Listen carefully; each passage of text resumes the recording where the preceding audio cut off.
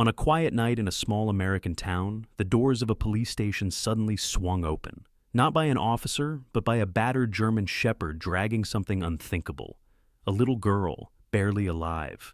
What happened next would unravel secrets that had been buried for years and expose a darkness no one dared to imagine. Before we begin this incredible journey of loyalty, betrayal, and redemption, I want to know, where are you watching from today?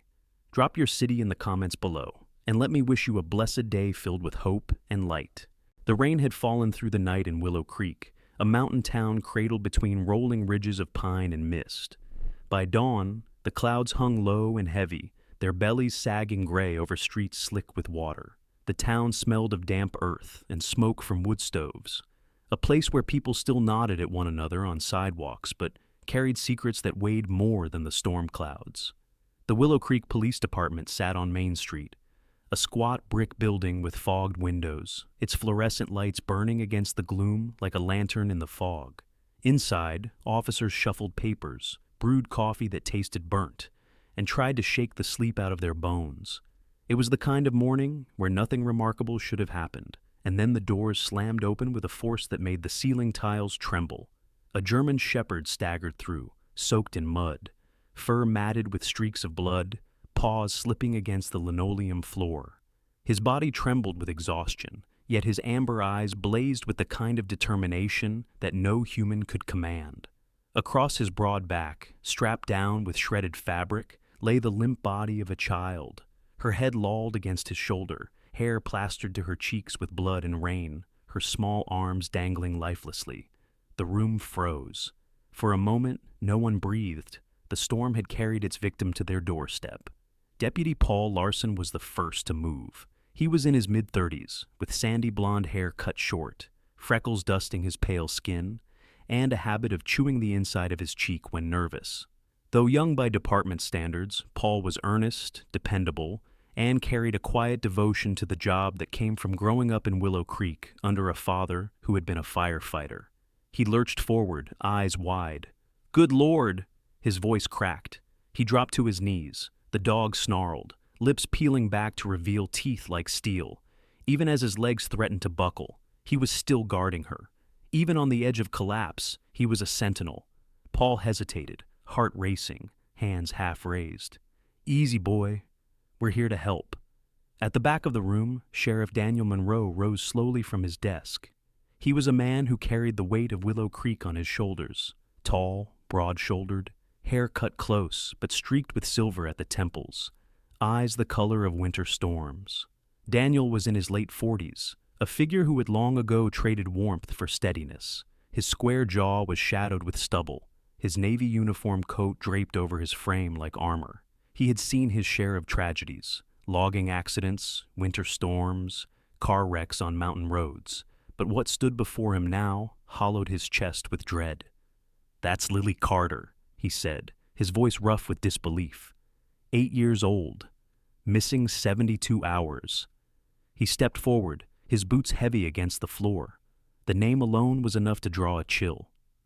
The entire town had whispered about Lily since her disappearance, the way small communities always did, mixing pity with suspicion. The paramedics rushed in from the adjoining hall, a man and woman who had been on standby ever since the search began. They knelt beside the child, hands flying as they cut away the binding fabric. The German shepherd's eyes never left her face. He panted raggedly, his ribs heaving, his paws leaving streaks of blood on the tiles, but not once did he flinch. He had fought his way through something unthinkable, and still he clung to her, as though his will alone might keep her tethered to this world. Agent Clara Reynolds appeared at the doorway, shaking the rain from her black coat. She was not from Willow Creek. In her early 40s, Clara had a sharp face softened only by the weariness in her green eyes, hair cut into a neat bob that framed her pale features. She had grown up in New Jersey, a police officer's daughter who had buried one brother to drugs and another to prison. Those losses had hardened her, teaching her to walk into storms without waiting for an umbrella. Her badge gleamed from beneath her windbreaker marked FBI. She paused, taking in the scene, and her expression shifted from clinical assessment to quiet awe. "He's trying to tell us something," she whispered, almost reverently, as though the animal before her spoke a language she alone understood. Ranger, as he would come to be called that day, struggled onto unsteady legs, turned toward the door, and then looked back over his shoulder. The expression in his amber eyes was unmistakable. "Follow me." The little girl strapped to him was Lily Carter. She was small for her age, pale from days without sunlight, with dark brown hair tangled and streaked with dirt. Her lashes were clumped with blood, her lips cracked and colorless. The Carters were known in Willow Creek not just because of Lily's disappearance, but because of the tragedy that had already broken the family. Her mother, Sarah Carter, had been murdered in their own home 2 years earlier, and her father had never been the same. Ethan Carter was not present in the room that morning, but every face there carried the ghost of him. A former Marine who had served 2 tours overseas before settling in Willow Creek, Ethan had once been the kind of man who stood tall and steady, quick to help a neighbor shovel snow or repair a fence.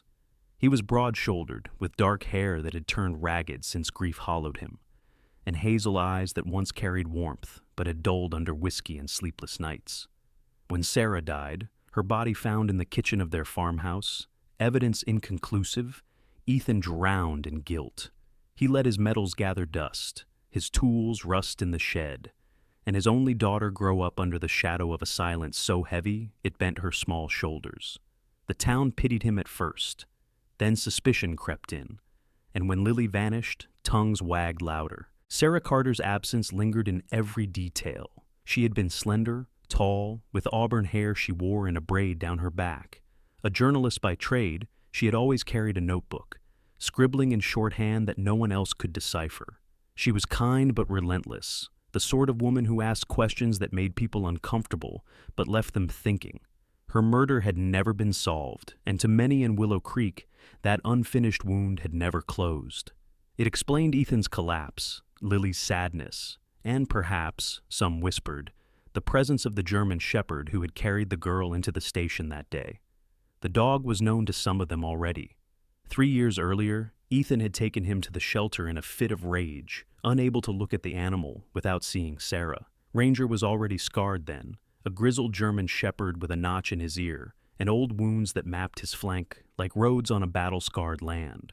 The shelter staff had guessed his age at 5, though his eyes looked older, carrying the exhaustion of one who had survived too much.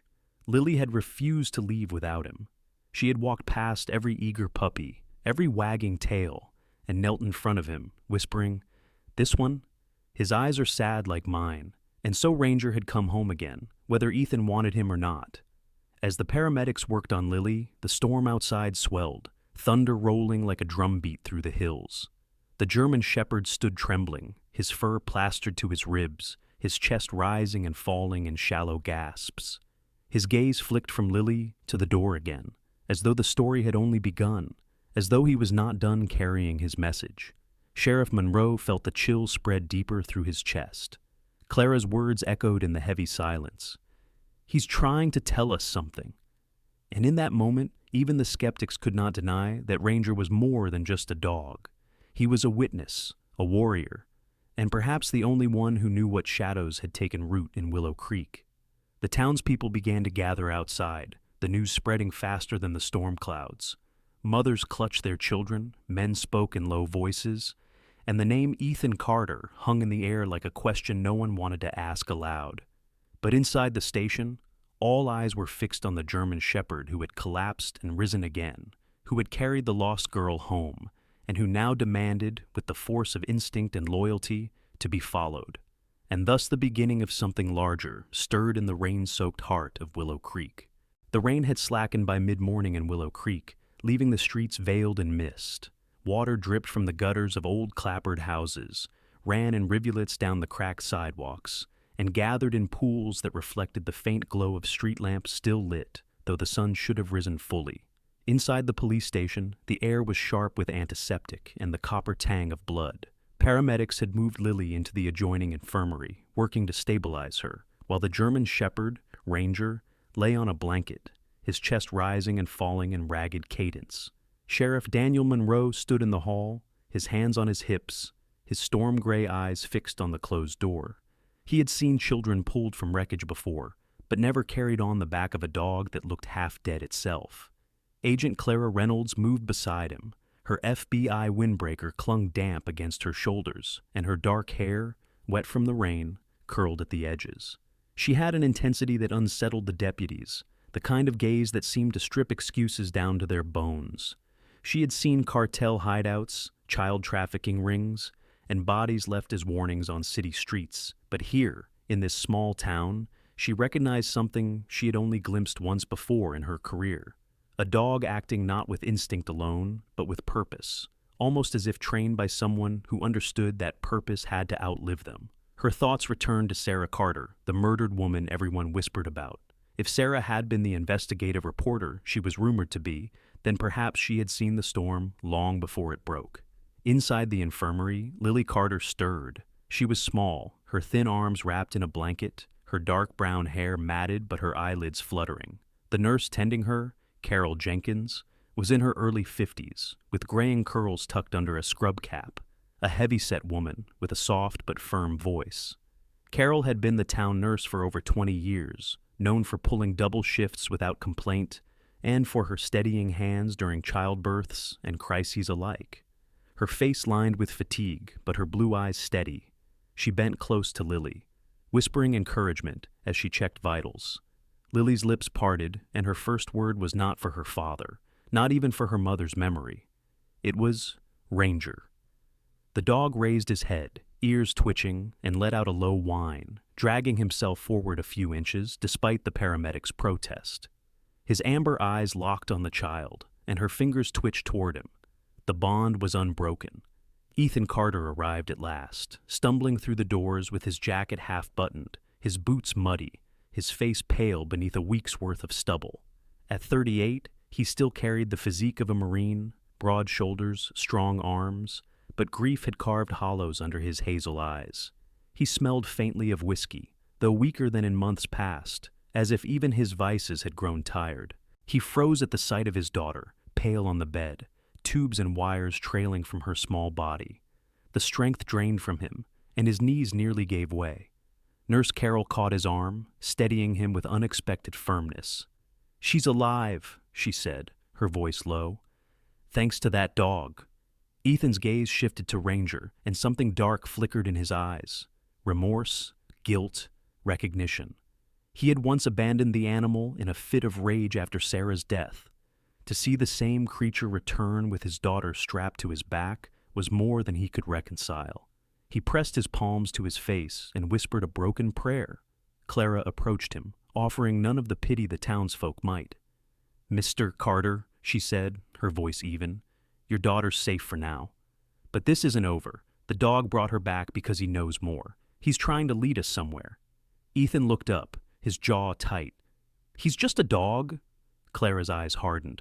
"Dogs don't crawl through hell and carry children home unless someone taught them to. Your wife, Sarah, what was she working on before she died?" His breath caught. The name still sliced him open. He shook his head, muttering, "She didn't tell me." She never told me Clara studied him. He looked like a man torn between shame and fury. A man who had buried not only his wife, but every memory of her investigations. As Lily drifted back into sleep, the room thickened with silence. Sheriff Monroe stepped closer, his presence steady as the mountains that surrounded Willow Creek. He had been a young deputy when Sarah was alive, remembered her as a woman who asked questions at town meetings that no one wanted to answer. She had been tall, graceful, her auburn hair tied in a braid, her eyes sharp with curiosity. Once, she had exposed a land development scheme that would have poisoned the river, saving the town's water supply, but in doing so had earned powerful enemies. Her murder had been officially written off as a home invasion gone wrong, but Monroe had never believed that. He cleared his throat now. "Clara's right. Ranger isn't just wandering. He came here for a reason. And Sarah..." He hesitated, as though saying her name aloud disturbed ghosts. "Sarah might have trained him for this." Ethan flinched. Don't drag her into this again." His voice was harsh, but beneath it trembled the fragility of a man still bleeding inside. Clara folded her arms. "Your wife may have died trying to protect what she found. And this dog, your dog, is carrying the pieces she left behind. Whether you like it or not, he's part of this. Ethan pressed his fists against his thighs, his body rigid. The storm outside seemed to echo his turmoil, wind rattling the window panes, as though demanding he face what he had long refused. Just then, the door creaked open, and Margaret Hale stepped in. She was a neighbor of the Carters, a widow in her early 60s with a tall, spare frame, sharp cheekbones, and hair pulled back into a severe bun. She was known in town for her bluntness, a woman who rarely softened her words, and who lived alone since her husband's death from a mining accident 20 years earlier. Life had left her wary, sometimes bitter, but beneath her sternness lay a loyalty that flickered in rare moments. She carried a basket with a thermos and bread, as she often did, when she sensed Ethan had gone too long without eating. Now, seeing Lily pale on the bed, her face softened for once. "Lord above," she whispered, setting the basket down. Her gray eyes flicked to Ranger. "That old shepherd. Never thought I'd see him again." Her gaze moved to Ethan, and for a fleeting moment he saw not judgment, but something close to sorrow. "You should have kept him," she said quietly.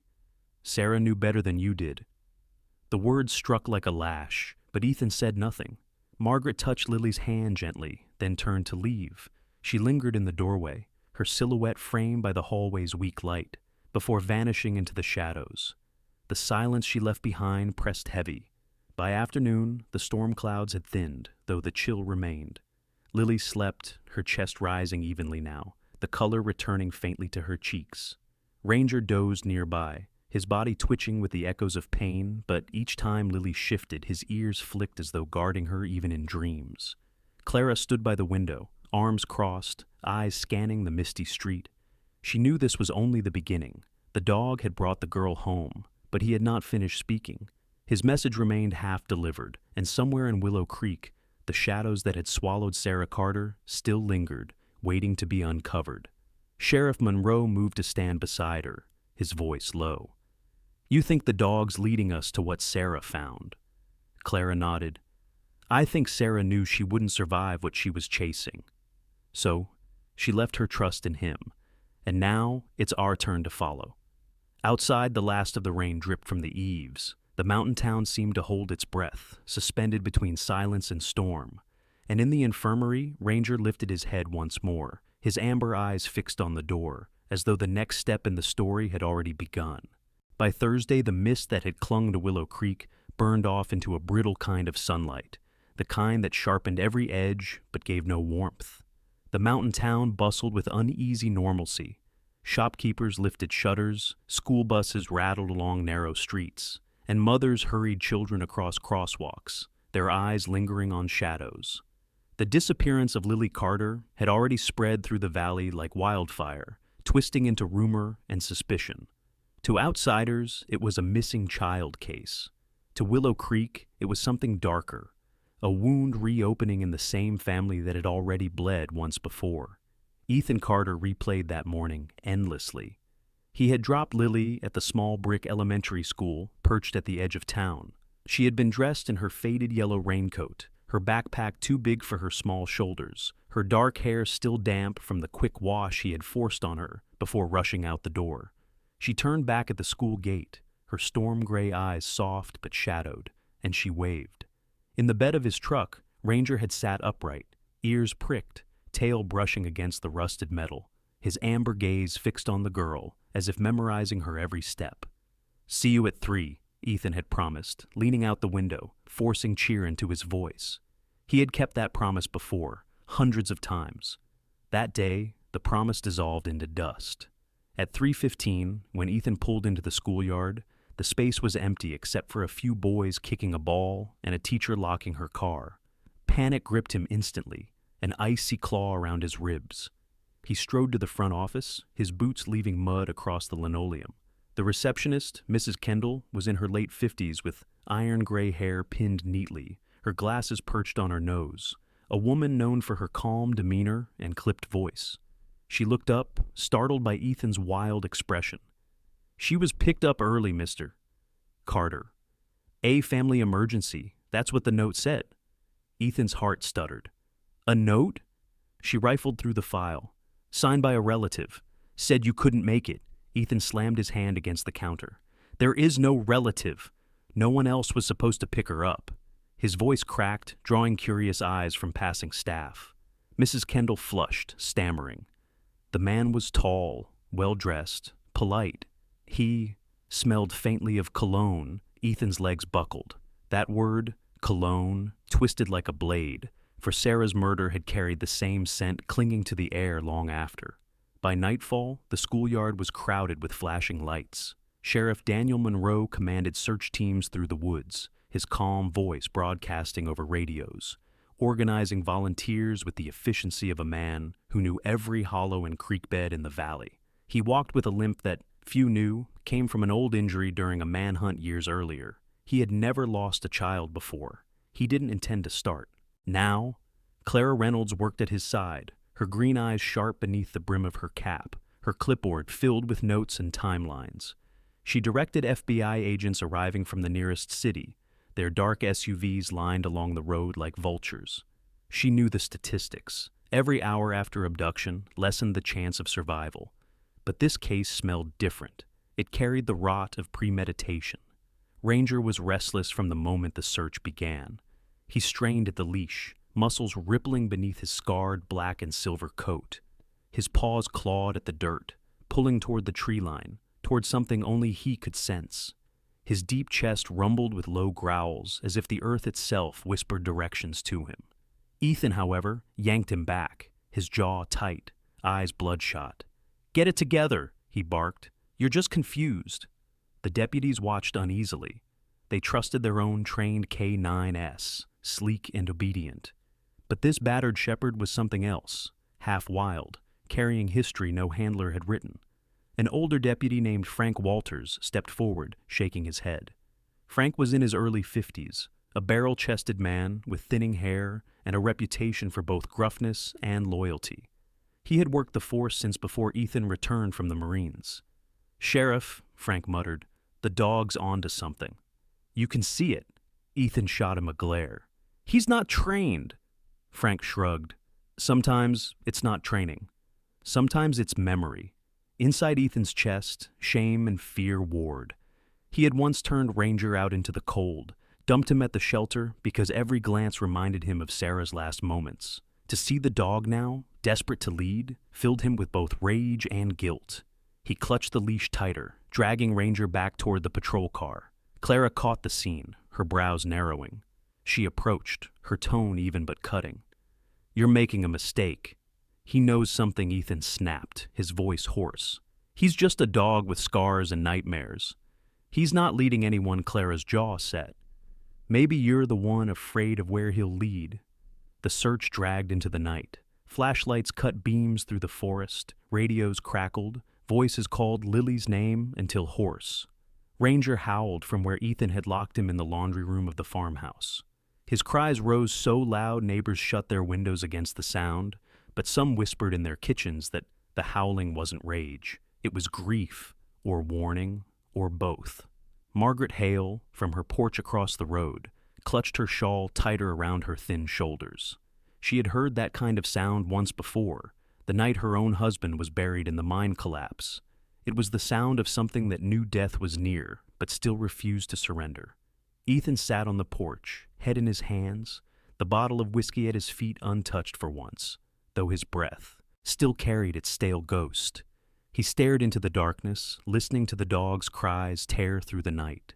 His neighbors thought him broken. In truth, he was terrified.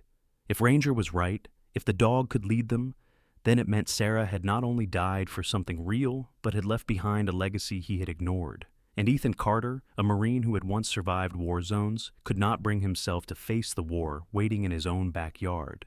The next morning dawned cold, the sky pale as bone. Volunteers trudged home to rest. Law enforcement reorganized their grid search, and Clara drafted new requests for federal resources. Inside the farmhouse, Ranger still howled, his voice hoarse, his paws bleeding from clawing the door. But Ethan hardened his heart, bolting the latch tighter. In his mind, he told himself it was for safety. In his chest, he knew it was fear. And in Willow Creek, the silence of the missing girl stretched longer, heavier, settling over the town like a shroud. The mountains surrounding Willow Creek rose like jagged teeth, their slopes thick with pine and tangled underbrush, their hollows damp with the scent of moss and old coal. At dawn, the sky was iron gray, the kind of light that flattened the world into shadow. Inside the Carter farmhouse, the laundry room door shuddered against the blows of Ranger's paws. The German shepherd's throat was raw from hours of howling, his black and silver coat streaked with dust from clawing at the wood. His amber eyes burned with a single purpose. He had carried Lily back once. He would not wait while she vanished again. Ethan had passed out in a chair by the window, bottle tipped beside him, his shoulders hunched like a man broken in half. The storm of the previous night still lived in his face, the stubble rough against his jaw, his hands scarred from a lifetime of both work and war. He did not stir when Ranger threw his body once more against the latch. With a sharp crack, the bolt gave way. Ranger staggered into the hallway, claws clicking against the old floorboards. And then he was gone, out the front door Ethan had left unlatched in his drunken haze. The ground was cold beneath his pads, but the morning air carried a trail only he could read. It was faint, masked by mud and smoke, but it wound away from the school grounds and up into the forests behind town. Ranger loped forward, his stride uneven from fatigue, his chest aching, yet his body was a vessel of instinct and memory. He ignored the sting of thorns, the bite of cold water as he splashed through creeks. Blood streaked his paws where sharp stones had cut, but his pace never faltered. Sheriff Daniel Monroe received the call that Ranger was gone just after sunrise. Deputy Frank Walters stood at his side, holding the leash Ethan had found discarded in the yard. Frank, barrel-chested and gruff, shook his head. "That dog's heading straight into the hills. He's half dead already," Monroe narrowed his storm-gray eyes. "Half dead or not, he's going to find something we missed." Clara Reynolds joined them, her FBI windbreaker dark against the mist. Her green eyes flashed with a mix of determination and frustration. "We've scoured every grid twice. If the dog breaks trail, I'm following." Monroe hesitated. Protocol warned against trusting untrained animals, but the image of Lily strapped to Ranger's back was still burned into his mind. He gave a slow nod. "Keep a team ready. If he pings, we move." While law enforcement debated, Ranger pressed deeper into the wilderness. The forest thickened, swallowing sound. He crossed old logging roads and climbed steep ravines, nose low, tail stiff. Hours passed, the light shifting as the sun fought to pierce the clouds. The trail led him to a part of the mountain most townsfolk avoided, a scar of land known as Black Hollow. The soil was dark with coal dust, the trees twisted from years of mining. Children whispered of ghosts, here of tunnels that swallowed men whole. Ranger felt none of that fear. He felt only Lily's scent clinging to the damp earth. By late afternoon, his paws carried him to a slope choked with brambles. Beneath the tangle lay an old iron door half buried in leaves, its hinges rusted, its handle cold. The air seeping from the cracks smelled of mold, oil, and something fouler, sweat, smoke, the acrid tang of gunpowder. Ranger pressed his muzzle to the gap. Faintly, he heard it. Lily's voice, trembling but alive. "Ranger?" Her small hand brushed against the crack at the bottom, fingers filthy, nails broken. He whined, pressing closer, his tail thumping weakly. She whispered through the metal, her words fractured by fear. "I knew you'd come." Inside, the bunker stretched into darkness. Lily was curled on a thin mattress, her face streaked with dirt. Around her, voices murmured. Two men sat near a lantern, their features rough with shadow. One was stocky, with close-cropped black hair, tattoos curling up his neck, a scar running from his ear to his collarbone. His name was Vince Harper, a local drifter in his late 30s who had worked odd construction jobs but was better known for bar fights and debts. His eyes were small and calculating, his mouth thin, as if always preparing to spit venom. The other was taller, wiry, with a long face and hollow cheeks, his brown hair falling over his eyes. This was Derek Mills, a man in his late 20s who had once been a mechanic but lost everything to gambling.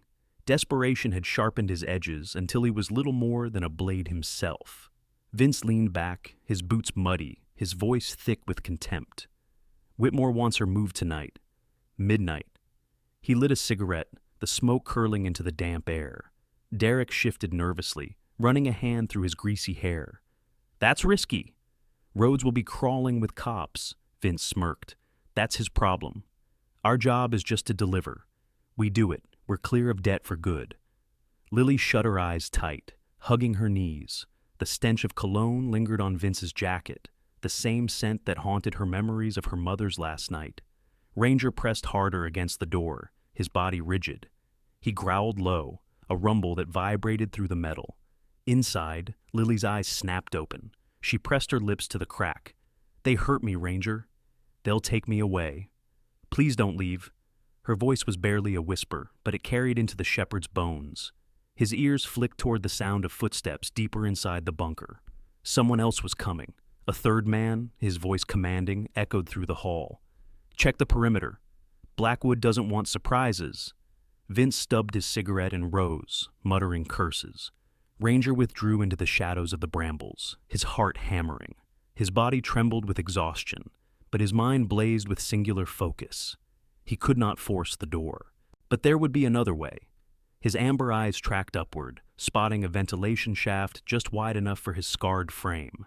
His lips peeled back, not in fear, but in resolve. He would crawl through fire if it brought him back to Lily. Back in town, Margaret Hale sat on her porch, her sharp features softened by worry. She had seen the deputies searching the mountain roads, seen Ethan stumbling along the edges of the woods like a man already half buried. Though stern and often judgmental, Margaret's conscience gnawed at her. Years earlier, she had overheard a conversation in the clinic between Dr.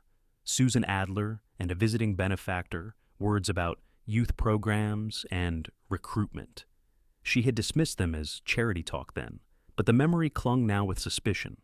She poured herself tea with trembling hands, wondering if silence had cost a child her safety. As dusk fell over the mountains, Ranger disappeared into the shaft, claws scraping against metal, his ribs catching painfully against the narrow frame. But he pushed on, driven by the sound of Lily's voice in his memory. Inside the bunker, the men prepared for the night's move, their laughter coarse, their plans whispered in confidence. None of them noticed the amber eyes watching from the dark. The old warrior returned to battle once more. Night settled over Willow Creek with a brittle edge, the mountains dissolving into hulking shadows against a starless sky. The old mining hollow known as Black Hollow grew colder as the hours dragged past, the damp air clinging to Ranger's fur while he crouched inside the ventilation shaft. His sides scraped painfully against the rusted metal, his breath shallow but steady. Below him, the kidnapper's lantern threw crooked shadows against the bunker's walls. Vince Harper cursed as he shuffled cards. Derek Mills chain-smoked nervously, the orange glow of his cigarette trembling between his fingers. The German shepherd's amber eyes tracked every move. He had fought wars of his own, beatings, abandonment, betrayal, but none compared to this, holding a child's life in the cage of his endurance. Lily Carter sat hunched on the thin mattress, her legs drawn to her chest, hair damp against her pale cheeks. She whispered into the dark, her lips forming Ranger's name. He pressed his muzzle against the grate, releasing the faintest whine. She straightened, hope flickering in her gray eyes. For a moment, the cold bunker receded. Somewhere close, her guardian still fought for her. Close to midnight, the iron door creaked again. Lantern light shifted as another figure entered, her silhouette precise, her steps calm. Not like Vince's lumbering or Derek's jittery pace. Dr. Susan Adler descended into the bunker, her white coat catching the lantern's glow, the leather strap of her vet's bag crossing her shoulder. She was in her late 40s, tall and lean, with sharp cheekbones and pale blonde hair streaked with silver, tied in a neat twist at the back of her head. Her face had the controlled serenity of someone used to steadying frightened animals and anxious owners. To the town, she was a healer, a woman who had patched up farm dogs, delivered calves, and comforted children holding injured kittens.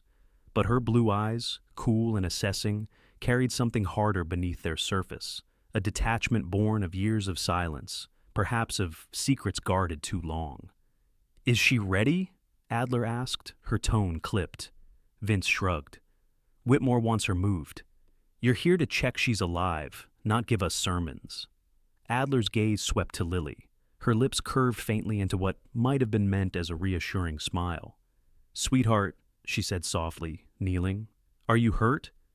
Lily hesitated, watching her carefully. She wanted to trust. Adler had always been kind when she'd patched up Ranger's paw or given her candy at the clinic, but something in the woman's eyes made her shrink back. Adler's fingers brushed her forehead, cool and professional, but her coat carried a faint fragrance, one Lily knew too well. The sharp chemical cologne that had haunted her house the night her mother died. Her chest tightened. She sniffed again, her storm-gray eyes widening. The smell clung to Adler's skin, to the leather strap of her bag. Fear turned her limbs to stone. You smell like them," she whispered. Adler's hand paused, her face still, but her pupils narrowing. "What did you say?" Lily's breath quickened. "You smell like the man who hurt my mom." Her voice cracked. "You're one of them." Ranger's body stiffened inside the shaft, a growl low and vibrating in his chest.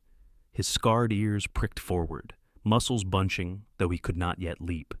Vince barked a laugh, glancing at Adler. "Kids notice too much. That's why Whitmore wants her moved." Adler stood slowly, adjusting the strap of her bag. For a fraction of a second, her calm mask slipped, and something colder showed beneath. An exhaustion, a regret, or perhaps complicity gnawing at her edges. Meanwhile, above the hollow, Sheriff Monroe's search teams pressed closer. Clara Reynolds rode in the lead SUV, her jaw tight, one hand pressed to the radio. A faint ping had appeared on her handheld tracker.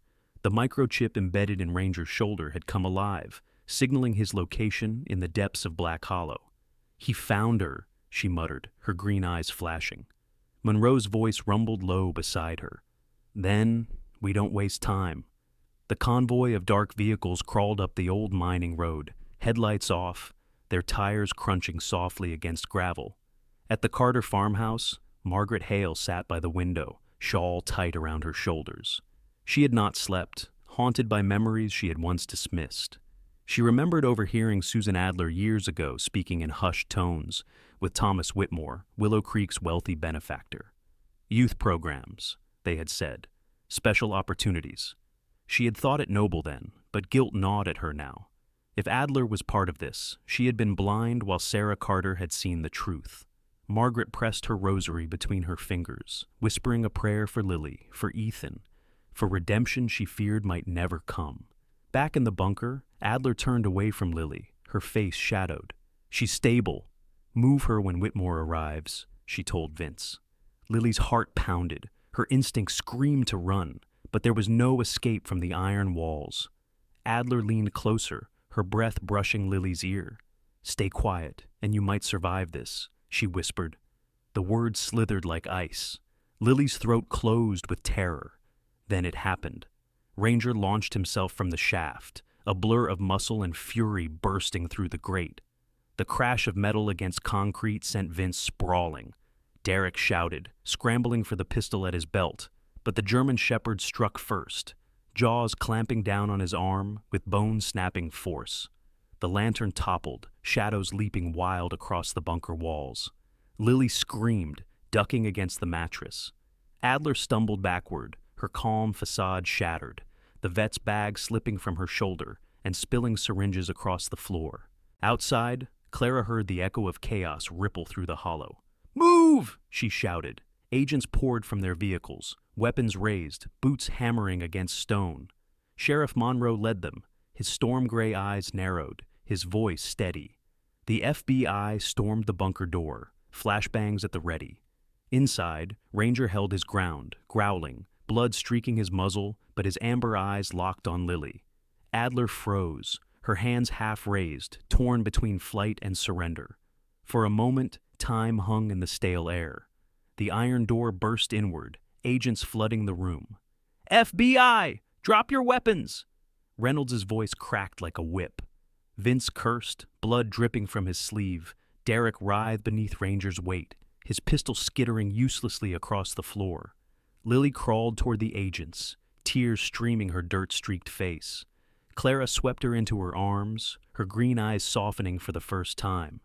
"You're safe now," she murmured. Sheriff Monroe's gaze flicked to Adler. The woman stood rigid, pale, her blue eyes hollow. She did not resist when agents seized her, though her lips trembled as though words clawed to escape. Ranger staggered, his legs buckling, but he pressed himself against Lily's side once more, panting raggedly. Clara looked down at the battered shepherd and whispered, "You did it, boy." The night outside roared with engines, radios, the hum of a town's nightmare unraveling. But inside that bunker, the truth had begun to crack open, ugly, treacherous, and undeniable. The night in Willow Creek refused to yield. Even after the raid on the Black Hollow bunker, the mountains seemed to hold their breath, cloaked in silence that felt more dangerous than noise. Floodlights cast long shadows across the hollow, turning jagged rocks and brambles into monstrous silhouettes. Agents from the FBI moved with urgency, securing evidence, photographing rooms, and loading boxes into armored vans. It was clear to everyone now, this was no makeshift hideout. It was an operation. Inside the bunker, the air was thick with dust and the lingering acrid smell of smoke from flashbangs. Clara Reynolds strode through the narrow corridors, her dark hair tied back, her green eyes fierce with focus. Her boots echoed against the concrete floor as she inspected each chamber. She had seen organized crime safe houses before, but the scale of what Whitmore had built chilled her. On the walls of one room were community flyers for youth camps and after-school programs. On another, rows of photos of children, clipped with notes and coded numbers. Clara's stomach tightened, fury simmering under her professionalism. "This isn't local," she muttered. "This is regional." Maybe bigger Sheriff Daniel Monroe, tall and broad with his gray eyes weary but sharp, followed behind. His flashlight cut across a room where cots were lined up, thin blankets rumpled, as if abandoned in a hurry. On a small table lay a stuffed rabbit, its ear torn. Monroe's jaw flexed. He had seen a lot in 3 decades, but this hit differently. "He's been doing this under our noses," he said hoarsely. Vince Harper and Derek Mills had been subdued, their wrists bound in zip ties, both of them cursing as deputies dragged them out. Susan Adler, once the trusted town veterinarian, was led away pale and silent, her once pristine white coat smeared with dirt. She didn't fight, didn't plead, but her face carried a strange vacancy, as if her collapse into the truth had hollowed her out. At the far end of the bunker, Ethan Carter finally stepped inside. He looked older than his years, his broad shoulders hunched, his hazel eyes shadowed by a lifetime of grief and regret. He had been outside when Clara pulled Lily from the bunker, and he had clutched his daughter as if afraid she might vanish again. Now he entered the place where Sarah's ghost seemed to echo from every wall. He froze when his eyes caught the files, the photographs, the evidence that his wife had died for. "She was right," he whispered, his voice raw. "All this time, she was right." In the corner near the entrance, Ranger lay on a makeshift stretcher, his body still trembling from exertion. His black and silver coat was stained crimson around the fresh bandages, his amber eyes clouded with exhaustion. His breaths were shallow, yet when Lily knelt beside him, his gaze steadied. She clutched his paw in her small hands, her storm-gray eyes wide with tears. "Don't leave me," she whispered fiercely. The dog let out a low whine, pressing his muzzle against her wrist. Dr. Marcus Patel worked quickly beside them, his lean figure moving with precision, his hazel eyes calm even under pressure. He checked Ranger's vitals, adjusting the IV line. Patel had seen combat injuries in field hospitals overseas, and the dog's condition reminded him of soldiers who refused to die even when the odds begged otherwise. "He's critical, but stable," Patel said. "I can keep him alive if we move fast." Meanwhile, Clara found a locked steel cabinet in the control room. When agents pried it open, they discovered ledgers filled with bank transfers, names, and coded addresses stretching across multiple states. Clara's face hardened. "This ties him directly," she said, flipping through the files. "Whitmore used his foundation as a cover for moving children and money." She looked at Ethan. "Your wife uncovered this. That's why she died." Ethan's knees buckled, and for a moment he leaned against the wall, his chest heaving. Guilt surged hot in his veins. He had doubted Sarah, pushed her away, drowned himself in whiskey while she carried the weight of truth alone. But beneath the shame was something new. Resolve. He straightened, his jaw set. "Then we finish it," he said, his voice steadier. "For Sarah. For Lily."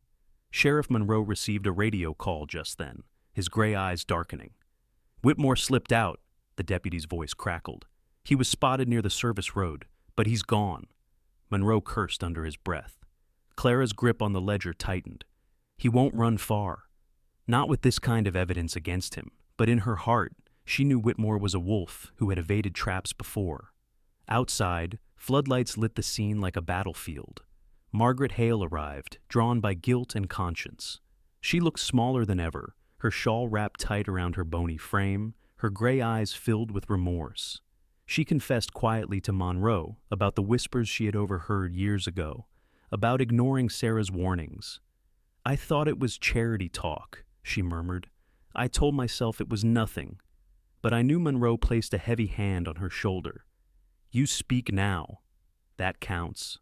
As dawn approached, the bunker was finally cleared. The arrested were loaded into vans, the files sealed for transport. Clara stood at the farmhouse yard later that morning, watching as Ethan carried Lily inside. Ranger was lifted onto another stretcher by Patel and 2 agents, his bandages seeping, but his heart still beating strong. Lily ran beside him, refusing to let go of his paw. Clara turned her eyes toward the mountains, where the mist curled like smoke. Somewhere out there, Whitmore was free, but for the first time, the tide had turned. Sarah's voice seemed to echo through the air, not in despair, but in defiance. The truth she died for had not been silenced. It had only just begun to roar. Morning broke over Willow Creek, pale and brittle, as if the town itself was hesitant to face what the night had revealed. The Carter farmhouse stood quiet at the edge of the woods, its porch sagging under years of neglect. Inside, the air smelled of antiseptic and damp wool blankets, a makeshift recovery space where Ranger lay on a thick quilt, IV lines running into his leg, his chest bandaged tightly by Dr. Marcus Patel. The German shepherd's coat was dull, his breathing shallow, yet his amber eyes flicked open each time Lily stirred near him. He was battered, scarred, but unbroken, his loyalty more stubborn than his wounds. Lily sat cross-legged beside him, her storm-gray eyes heavy with exhaustion but fixed on his face. Her dark hair was combed back loosely by Nurse Carol Jenkins, who had volunteered to stay after the chaos of the raid. Carol's hands, broad and steady, moved through the girl's tangled strands with a gentleness that seemed at odds with her no-nonsense nature. "He's stronger than he looks," she murmured. Lily nodded but whispered, "He knows something. He wants us to follow." Ethan Carter stood near the window, shoulders hunched, a silhouette against the pale light. His hazel eyes were ringed with sleeplessness, his stubble grown coarse along his jaw. He had not touched whiskey since Lily's rescue, though his hands trembled with the weight of absence. He watched Ranger carefully, his throat tight. Once he had cast this dog away. Now, he realized, Ranger was the last living bridge between himself, his daughter, and Sarah. Clara Reynolds entered, shaking the chill from her black coat. Her green eyes softened slightly at the sight of Lily curled against Ranger, though her usual sharpness returned as she glanced at Ethan. "We recovered more files from the bunker," she said, setting a folder on the table. "Enough to indict 6 men in Whitmore's circle. But it's incomplete. Someone cleaned the trail. We're missing the key piece." She turned to Lily. "You said your mom used to play games with Ranger?" Lily straightened, uncertain. "She called it treasure hunting. She'd hide things in the yard, in the pond. She said only Ranger could find them." Clara's brows lifted. "And now he's trying to lead us again." Ethan shifted uneasily. "The pond?" His voice cracked. He hadn't walked near it in 2 years, not since Sarah's body was found, and the water had reflected the sky as if mocking him. She wouldn't." Clara cut him off. Sarah knew she was in danger. She was building a case. If she trusted Ranger, that's where she left the final evidence. The room fell quiet except for the soft beep of Ranger's monitor. Then, slowly, the dog pushed himself upright. His muscles trembled, but he staggered to his paws, IV line tugging, chest heaving. Lily gasped. "He wants to go now." Dr. Patel hurried forward, dark circles under his hazel eyes. "He shouldn't be moving. His stitches." But Ranger ignored him. amber eyes burning, paws dragging across the floor toward the door. Ethan crouched, placing a hand on the shepherd's scarred head. "You'll kill yourself," he muttered. Ranger pressed his muzzle against his palm, then looked toward the yard. Ethan exhaled, his jaw tightening. "All right, we follow." The group set out into the brittle morning. Clara led with her radio. Monroe walked heavily at her side, his gray eyes watchful, and Ethan carried Lily on his hip, though she insisted she could walk. Margaret Hale joined them, shawl wrapped tight, her face pale but resolute. She had asked to come, to see if she might atone for her silence. "Sarah trusted me once," she said quietly, "and I failed her. Let me walk now."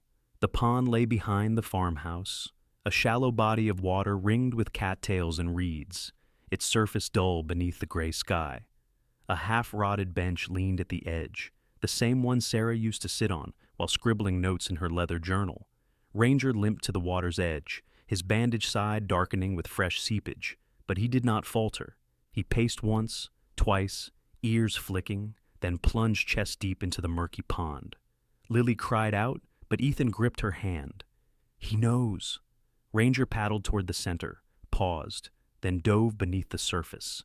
Bubbles broke, the water rippling violently. Seconds stretched like hours until his head burst back into the air, jaws clamped around a mud-streaked plastic case. He swam back, dragging it to shore, his body trembling with the effort. Ethan dropped to his knees, pulling the case free, his hands shaking as he pried it open. Inside lay folders wrapped in oilcloth, photographs sealed in plastic, and a flash drive labeled in Sarah's handwriting. Ethan froze. The letters curved in her distinct script, firm but graceful. His throat closed, tears blurring his vision. "Sarah," he whispered, clutching the flash drive as though it were her hand. Clara leaned in, flipping through the documents. Account transfers, property deeds, offshore accounts, all connecting Whitmore directly to child trafficking. It was everything they had been missing. Ranger staggered back into the water before anyone could stop him. He dove again, slower this time, and returned with another case, smaller, its seal nearly rusted away. Monroe helped haul it ashore, his brows furrowing as he opened it. Inside lay a sealed envelope marked, "For Ethan." The sheriff handed it over quietly, his voice low. "She left this for you." Ethan's fingers trembled as he opened it. Inside was a letter, written in Sarah's elegant hand. "Ethan," it began, "if you are reading this, it means I am gone. Please do not blame yourself. I chose this path because someone had to. I trained Ranger not just to protect Lily, but to guide you. You will doubt him, as you doubted yourself, but he will never abandon you. Trust him, trust Lily, and trust that even broken men can rise again. I love you always. Sarah." The words blurred as Ethan's vision swam. His chest heaved with guilt and grief, yet beneath them something new stirred. Purpose. He looked at Lily, who clutched his sleeve, her small face lifted with trembling hope. "Your mother was braver than both of us," he whispered, "but she left us a map. We'll finish what she started." Ranger collapsed onto the shore, his body racked with exhaustion, but his tail thumped once against the mud. Dr. Patel rushed forward, kneeling beside him, murmuring, "Hold on, boy." Just a little longer, Lily dropped to her knees, pressing her cheek to Ranger's wet fur. "He found the treasure," she said softly. Above them, the gray clouds thinned, a shaft of sunlight breaking through at last, gilding the pond in a pale glow. For the first time in years, the Carter home no longer seemed haunted but watchful, as though Sarah herself stood guard through the dog she had trusted to carry her legacy. Night pressed heavy over Willow Creek, the air sharp with the promise of storm. Inside the Carter farmhouse, the mood was taut, fragile as glass. Evidence retrieved from the pond lay spread across the table, photographs sealed in plastic, stacks of financial records, Sarah's flash drive glinting faintly under a desk lamp. Clara Reynolds bent over the files, her green eyes burning with quiet fury as she organized them into chronological order. "This is enough to bury him," she whispered, her voice clipped with determination. Sheriff Monroe stood near the door, his tall frame blocking the wind that seeped through the cracks, his storm-gray eyes fixed on the shadows outside. He had posted deputies along the road, but his instincts told him the night would not stay quiet. Ethan Carter sat with Lily curled against his chest. His broad shoulders sagged under the weight of exhaustion, yet his hazel eyes were clearer than they had been in years. He brushed a hand through her damp hair, whispering words Sarah used to say, "We're stronger than we know." Across the room, Ranger lay on a thick blanket, his bandages freshly changed by Dr. Marcus Patel. The German shepherd's black and silver coat was matted with dried blood, his amber eyes dulled, but never wavering. Every time the farmhouse creaked, his ears pricked, and a low growl rumbled in his chest. He knew danger was not finished. Margaret Hale had stayed as well, her shawl wrapped tightly around her spare frame. She sat stiffly on a wooden chair, her sharp cheekbones casting shadows in the lamplight, her gray eyes restless. For years she had spoken bluntly about everyone else's failures, but had ignored her own. Now guilt pressed on her shoulders like stone. She kept glancing at Ethan, wanting to say something more than apology, but unable to find the words. The clock ticked toward midnight when headlights flared against the window, cutting through the darkness. The room went still. Monroe's hand drifted to the holster at his hip. Clara's jaw tightened, and Ethan instinctively pulled Lily closer. Ranger rose unsteadily, his body trembling, but his eyes blazing with recognition. He let out a snarl that rolled deep from his chest. The door swung open before Monroe could reach it. Thomas Whitmore stepped into the farmhouse, as if it were his stage. He was immaculate despite the mud outside, tall, broad-shouldered, his tailored gray suit pressed, his snow-white hair slicked neatly back. His face was handsome in a patrician way, but his pale blue eyes glittered with cold amusement. In his 50s, he carried himself like a man who had never known defeat. Two men followed him, both armed. One was burly with a shaved head and a crooked nose, his jaw tattooed with faded ink. The other was younger, wiry, with close-set eyes that darted around the room nervously. Whitmore's smile was easy, rehearsed, the kind that had charmed donors and politicians alike. My, he drawled, his voice smooth as velvet. The prodigal family, reunited. How touching, he glanced at Lily, his smile tightening. You have something of mine. Let's not make this difficult. Clara stepped forward, her FBI badge glinting in the lamplight. Thomas Whitmore, she said, her voice hard as stone. You're under federal investigation. Everything Sarah Carter gathered is now in our possession. You won't walk away from this. Whitmore chuckled, unbuttoning his coat slowly, revealing a pistol tucked at his hip. My dear Agent Reynolds, I've walked away from far worse. Money buys silence. Influence buys freedom. You think a folder of papers will change that?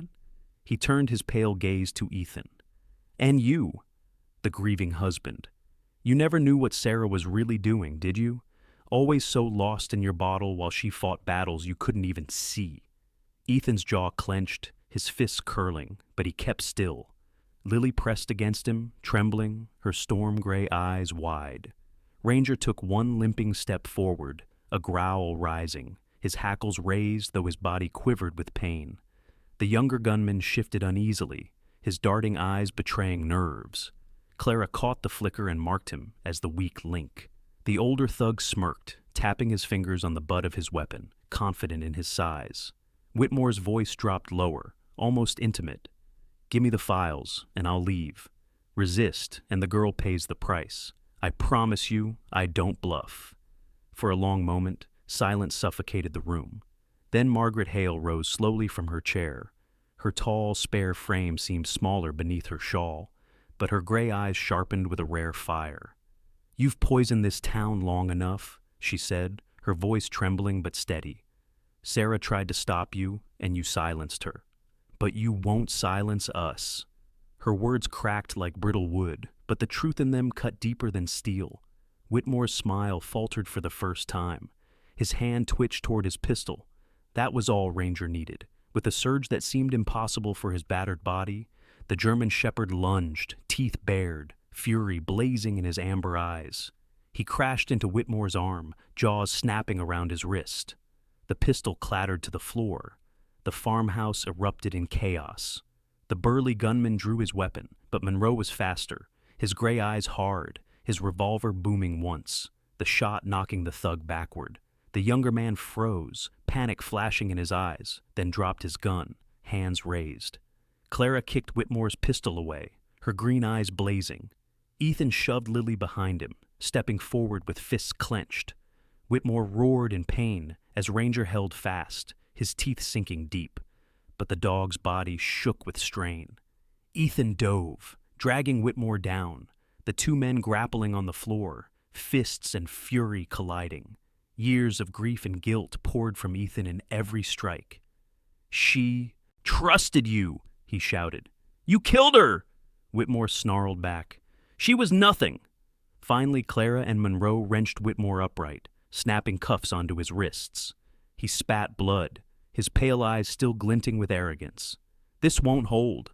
I'll walk free," just like before. Clara leaned close, her voice like ice. "Not this time. Sarah left us more than you know." Ranger staggered back, collapsing onto the rug, blood seeping through his bandages anew. Lily rushed to him, her small hands clutching his fur, tears streaking her dirt-smudged cheeks. "Stay with me," she begged. Ranger let out a faint whine, his amber eyes softening as they locked on hers. Whitmore was dragged from the farmhouse, his immaculate suit smeared with blood and mud, his mask of control cracked. Deputies and agents swarmed the property, their flashlights carving through the night. Inside, the family huddled together, Ethan, his arms around Lily. Ranger, breathing shallow but alive. Clara, steady and unyielding. Sarah's legacy had led them here, to this moment. The wolf had returned, but this time, the family was not alone. Dawn came slowly to Willow Creek, the kind of soft light that seemed uncertain if it should return after such a long night. The Carter farmhouse sat beneath the pale sky, its porch sagging but no longer haunted. The storm of the night before had washed the air clean, leaving dew glittering across the grass like shards of glass. Inside, the house was crowded not with grief, but with the sound of healing. Ranger lay in the corner on a thick bed of blankets, his black and silver coat brushed carefully by Lily's hands. His bandages were fresh, his breathing steadier, his amber eyes open, though heavy with fatigue. Dr. Marcus Patel had stayed the night, refusing to leave until the shepherd stabilized. Patel's lean figure moved through the kitchen now, his hazel eyes shadowed by exhaustion, but softened when he looked at the girl. "He's turning the corner," he told Ethan. "His will to live is stronger than any medicine I can give him." Ethan Carter stood at the sink, shoulders broad, his stubble dark against his jaw. He had been silent for much of the night, but his hazel eyes no longer drifted toward the bottle hidden in the cabinet. Instead, they followed Lily and Ranger as though anchoring him to the present. For years he had drowned in absence. Now he was learning to breathe again. Margaret Hale knocked lightly at the door before entering, her shawl wrapped tight, though the morning was not cold. Her thin frame seemed even smaller in the daylight, but her gray eyes were softer than anyone in town had ever seen. She carried a basket of bread, baked that morning, the smell filling the room with warmth. "A peace offering," she said, her voice cracking, "and an apology that's long overdue." Lily ran to hug her, surprising the older woman. For the first time in decades, Margaret let herself be held, her sharp edges softened by the arms of a child. The following week, Willow Creek buzzed with news of Thomas Whitmore's arrest.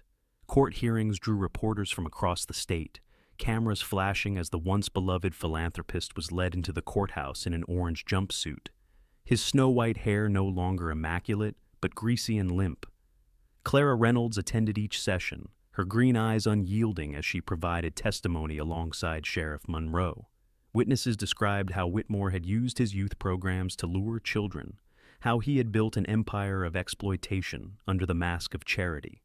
The courtroom was packed with townsfolk. Some cried openly, others muttered curses under their breath.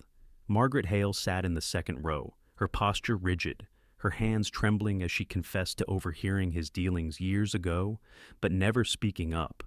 Her testimony carried the weight of repentance, and for the first time, she felt she had done right by Sarah.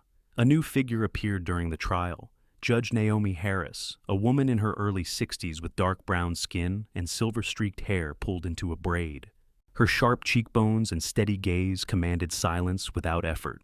Known for her integrity and for surviving years of threats during organized crime cases, Judge Harris had earned respect far beyond the county. She listened carefully to every word, her face unreadable, but her gavel struck with authority when Whitmore's lawyer tried to twist the narrative. When Lily testified, the courtroom fell silent. The child sat small in the witness chair, her pale hands folded in her lap, her storm-gray eyes fixed on the floor, until the judge gently asked her to speak. Her voice was soft but steady as she told them about the bunker, the cologne, the nights she cried alone, until Ranger pressed his nose through the door gap. When she looked up at Whitmore, her eyes did not waver. "You hurt my mom. You tried to hurt me, but you didn't win."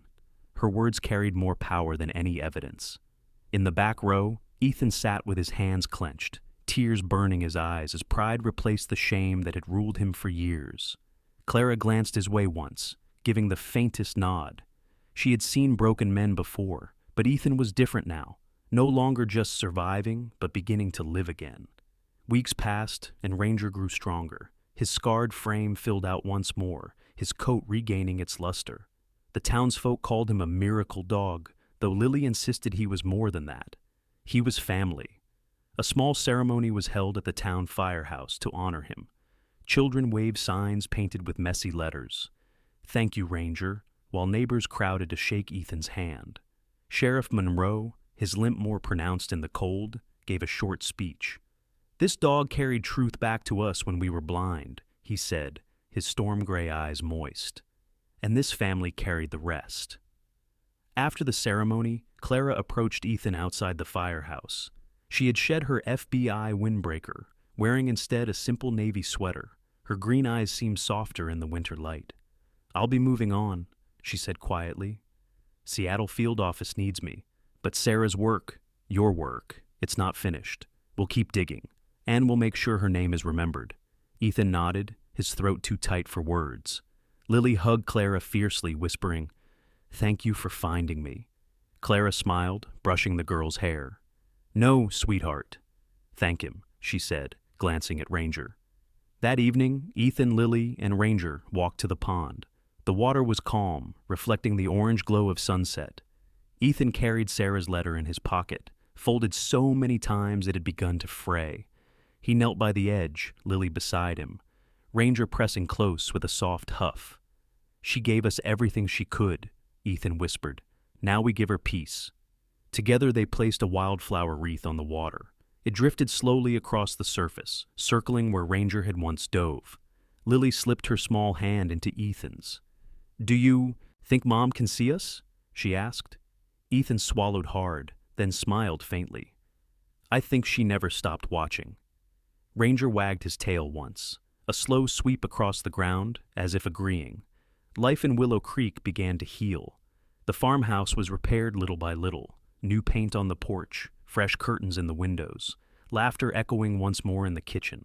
Ethan began working with Monroe's deputies, not as an officer but as a community liaison, helping guide troubled kids before they slipped too far. Lily started writing in a small blue notebook, filling its pages with her story, determined that no one would forget Sarah, Ranger, or the truth they had uncovered. And Ranger, though scarred and slower, never left her side. At night he lay at the foot of her bed, ears twitching, amber eyes half shut, but always watchful. He had carried her through darkness, and now he guarded her dreams. 1 year later, on the anniversary of Sarah's death, Ethan, Lily, and Ranger stood at her grave. Margaret Hale placed fresh daisies beside the headstone, whispering her own prayer for forgiveness. Judge Harris had sentenced Whitmore to life without parole, her gavel echoing like final thunder. Clara sent a letter from Seattle, promising the network was crumbling. Ethan knelt, brushing moss from Sarah's name. "You kept us alive," he said softly. "Through him, through her, through everything you left behind. We're finally living again." Lily laid her hand on the stone, her voice barely a whisper. "We love you, Mommy." Ranger pressed his scarred muzzle against the grass, tail flicking once like a salute. The storm had passed. Willow Creek still bore its shadows, but for the Carters, light had returned, fragile, fierce, and enduring. In the end, this story is not only about a brave dog, a broken family, or even the justice that was finally found. It is about the miracle of God's hand at work in our lives, how even in the darkest nights, His light can guide us home. Just as Ranger never gave up on Lily, the Lord never gives up on us. Every trial, every burden can become a path toward healing if we let His love lead the way. In your daily life, remember that miracles still happen, often through the ones we least expect. If this story touched your heart, please share it with others, leave a comment, and subscribe to the channel. And may God bless you and your family with protection, peace, and hope. If you believe in the power of miracles, write Amen in the comments below.